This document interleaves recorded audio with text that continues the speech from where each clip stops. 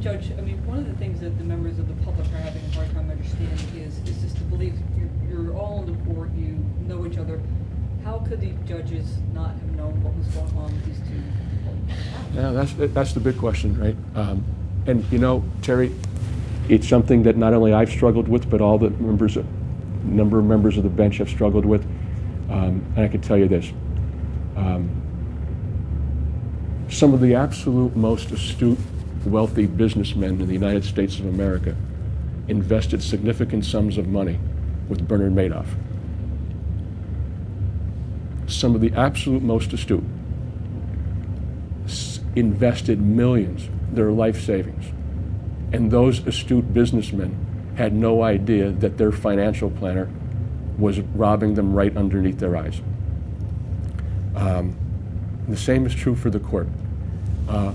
I grew up in a house where my father was a judge, and I'm very proud of the kind of judge he was. And these were colleagues who stood in the Luzerne County Courthouse and raised their right hands just like I did, and took an oath and swore to Almighty God that they would obey and defend the constitutions of this country and this Commonwealth, and that they would discharge their duties with fidelity. So help them God. And taking that oath is meaningful to me.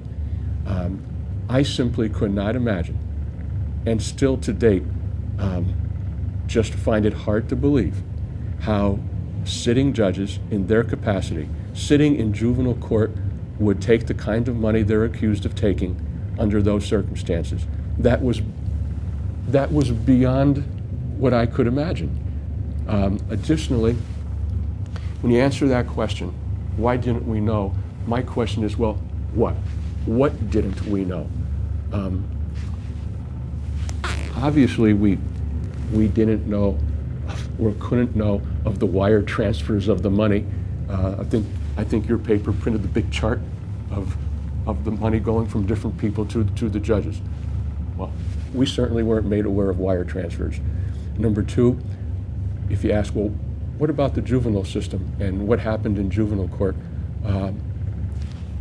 I wrote a commentary for this paper in responding specifically to respond to your editorial, where you suggested that the public ask Judge Burke and I 3 questions.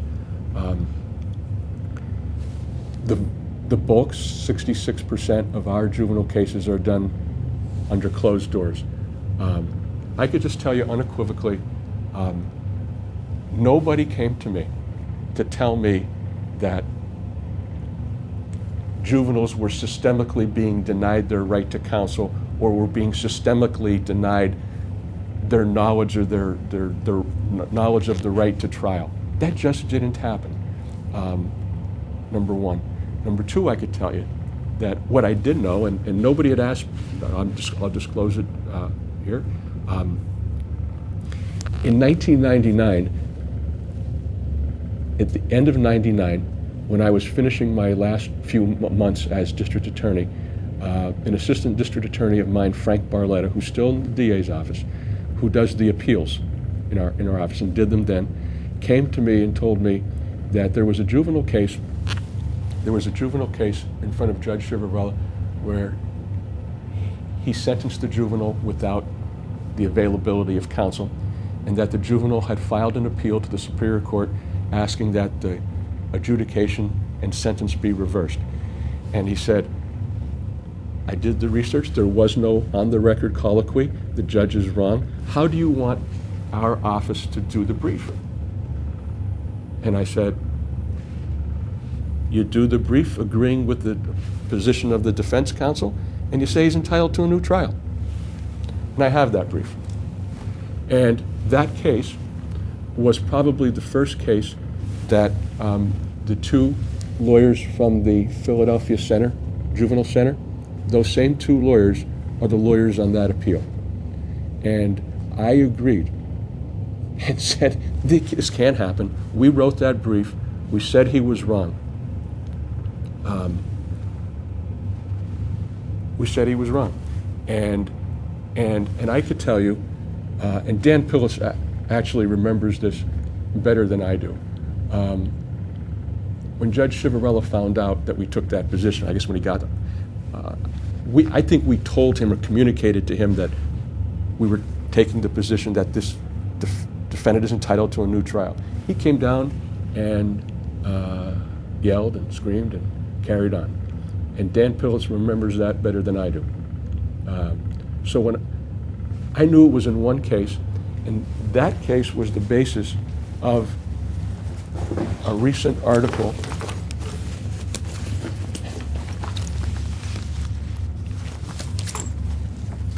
in the ABA Journal. And if I could just read this for a moment. This is an excerpt from the article. The most notable challenge to Chiavarella came from outside the Wilkes-Barre Defense Bar. In 1999, the Juvenile Law Center appealed a case in which Chiavarella failed to inform a 13-year-old of his right to a lawyer. The Pennsylvania Superior Court reversed the delinquency adjudication, prompting Chiavarella to tell the local paper that he would never again allow juveniles to appear before him without attorneys. So, did I know or did I believe that he was systemically denying kids their right to counsel? I just didn't know that. Nobody told me that. And I would have no ability to know that, given that I wasn't in the courtroom and candidly not permitted to be in the courtroom of the proceedings that were closed. Knowledge, okay, well, what else? How about knowledge of the types of sentences that he was imposing? That was clearly the subject of public knowledge, where the Times leader, I believe in 1994, wrote a front page story illustrating his sentencing practices, or 2004. I apologize. In 2004, illustrating his sentencing practices, and it was a balanced story. There was criticism of his sentences, and there were some accolades to his sentences. But the point is, everybody knew about them. That was public. That was public. If anybody thought that he was doing something systemically illegally, it was on your front page.